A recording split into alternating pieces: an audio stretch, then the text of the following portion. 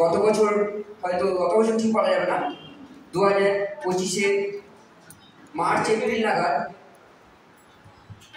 International culture centre talent hunt 2025, যেটা organise করে international culture centre, তাদের দ্বারা মনোনীত হয়ে এই সেতার বাদনে পুরস্কৃত হয়েছে প্রিয়াংশু। লাস্ট হয়তো দিন 15 আগে সে যাদবপুর থেকে তার পুরস্কার নিয়ে এসছে। সেই প্রিয়াংশু এই ছোট্ট বয়সেই যথেষ্ট দক্ষতার সাথে সেতার বাদন চালিয়ে যাচ্ছে। আশা করি আমাদের স্যারের যে সেতার বাদন বা যন্ত্রসঙ্গীত বাদন পরম্পরা, সেই পরম্পরা ধরে রাখার জন্য যোগ্য হয়তো উত্তরসূরি হয়ে উঠবে যদি সে তার সাধনা এরকমভাবে চালিয়ে যায়। যদিও এই পথ খুব কঠিন, যারা বড় বড় এখনকার যুব এই সঙ্গীত শিল্পী, অর্থাৎ কচিকাঁচা থেকে যুব থেকে আরও যারা প্রাপ্ত যন্ত্রসঙ্গীত শিল্পী, তারা সত্যি হয়তো পুরো সারা জীবন ধরে এই যন্ত্রসঙ্গীতের সাধনা করে আসছেন। যদি প্রিয়াংশু সেই ধারাকে ধরে রাখতে পারে তাহলে আশা করি স্যারের এই পরম্পরা বজায় থাকবে। এবার আমরা শুনবো সেই প্রিয়াংশুর সেতার বাদন।